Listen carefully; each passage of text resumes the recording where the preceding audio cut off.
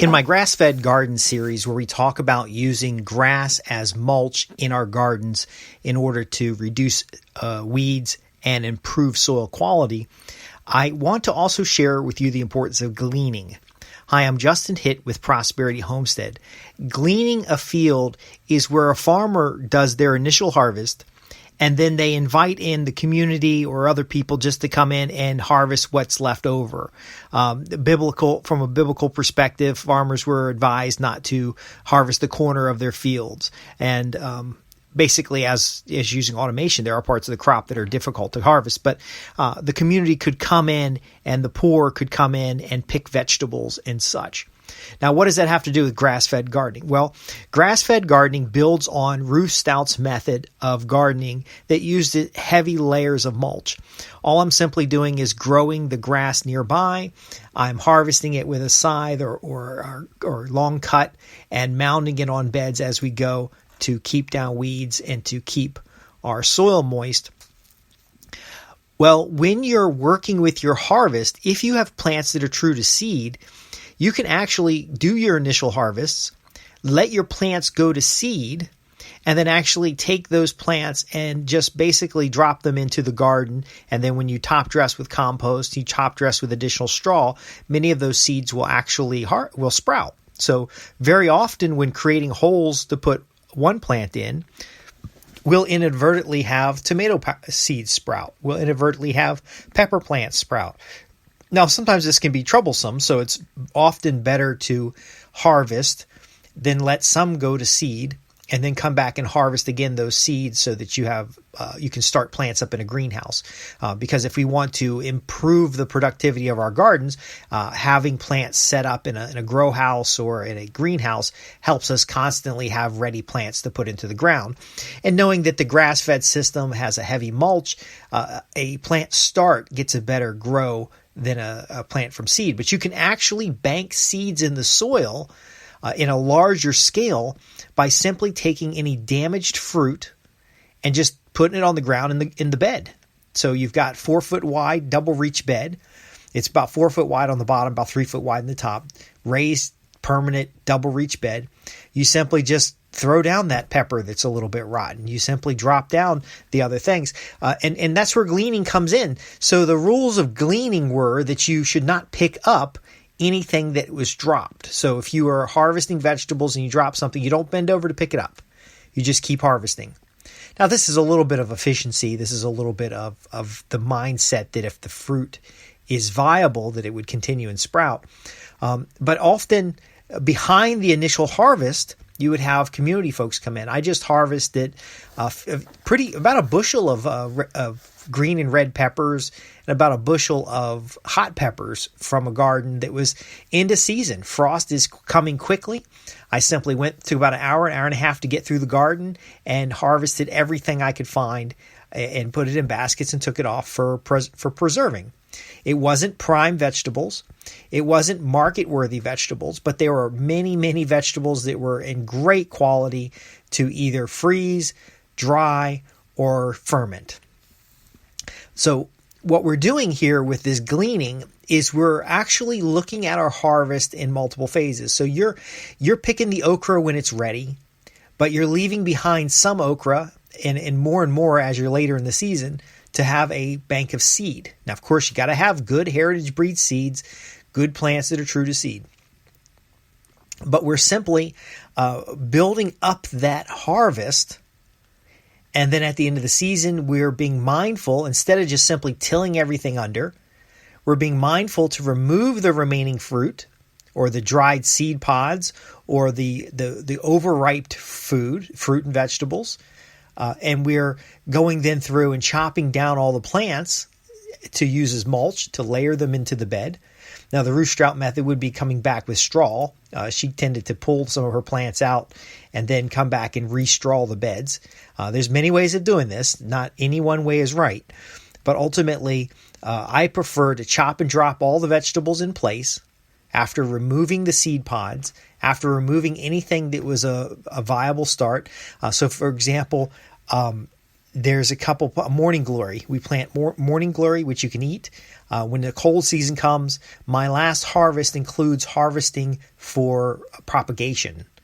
So I'll go through and harvest, and then I'll get a number of plants that I'll put in the pots inside and try to propagate them over the winter so that I have my seed stock in the new season. Same thing with potatoes.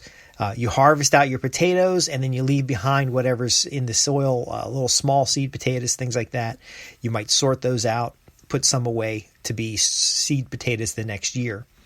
The concept of multiple passes gives you the opportunity to get more from your garden, not just the initial harvest, but also the initial season gain, so you can have a longer season with vegetables. Also the seeds, so that you can have more of the same. And ultimately, between canned preservation, drying, fermentation, you're going to get a much higher bounty from your garden. Now, here's what's important.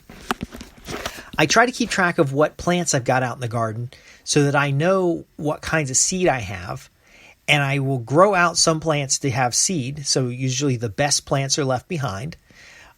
Then I get seed from those plants, but I'll also bring in new seed of the same kind from out of the market and the marketplace, and mix those when I plant the new crop. And I do this because we do have to be mindful of pollination issues. So when the Bible's talking about gleaning of a field and the historical European practices where the fields would be harvested, and then the poor of the community would be invited in to glean the field, we now know that those seeds may have been cross-pollinated. They may not be viable. You couldn't just go out and get the seed. This is what I always wonder. The poor come out and they harvest everything. Why don't they just plant those seeds and have their own food? Ultimately, those seeds may not be viable. They may not be completely viable. They may be 80% of the previous quality. And so we're going to bring in outside seed to blend in. We're also going to have that last harvest to just get the straggler plants. Now, we got to be careful when we're collecting seed to collect the highest quality plant. We want to repeat the best quality plants. And that might mean you've collected some seed during the year, and then as you get to the end, you've got to go through and do a pass and get the best seed. And then you come through again and you get the next best seed. But, there could be a rain in between those two. So we're being mindful of both our harvest and how we sort that crop. So in the case of all these hot peppers and all these green peppers and red peppers that I had, the very best looking red peppers and green peppers were set aside to be dehydrated, because dehydration, if you have any mold or any spots on the plant, you can cause problems. So I wanted the very best looking. The seconds, the ones that weren't so good looking, I had some of those with dinner. I chopped out the bad parts, sliced them up, and we sauteed that with some onions with dinner, and we ate those. And then there were some that were just pretty nasty that we just threw in the compost, and then others that were okay. So I cleaned those up, and some of those got frozen. But my point being is that it isn't just about like the commercial garden where when the field's done, you plow it all under. Using permanent raised beds, what we're simply doing is developing both an ecosystem for the soil microbes, building that soil. We're building biomass in our plants, but we're investing in seed that has a viable second generation. So we're not doing it for the first generation. We're not preparing the beds for the first planting. We're not growing the plants for the first harvest. We're not capturing the seeds and growing out quality seed for the first planting. We're trying to build out sustainability in the quality of our soil, in the quality of our plants, in the selection of our plants. I grow corn, and then I interplant. I grow the corn first. I might have 3 sisters there, so I have different melons and different types of bean seeds. And then towards the end of the corn's life, I'll put in okra, because some of the beans still might want stuff to climb on. And then as the corn's finished up, I'll chop the corn and throw it on the ground around the okras and stuff. And then when the okra's done, it gets chopped down, and there's layers of straw and layers of compost. And, we're just building these layers up because we're feeding that soil biology. Well, when you go through and let plants get a little bit older, you're getting much deeper root systems in place. You're getting much broader soil growth and soil structure because you have less disturbance. And often you can actually, the end of the year for the okras, you can actually cut the branches all off of them and leave a stake in the ground and then grow beans up them. You can use them as trellises and supports. What we're doing here isn't nice and neat looking, but it's more of a natural system where there are overlapping cycles of harvest, of planting, of growing out. And what this does ultimately is gives you more use at a smaller area of land. So one of the reasons the poor wouldn't just go plant their own gardens is they didn't have land. But the partnership with the landowners through the gleaning process allowed them access to food. Now, many times it also allowed them access to employment. And that's why gleaning and different types of methods like this were very socially beneficial. But ultimately, as the person planting the crops, you need to make sure you've kind of have this in place.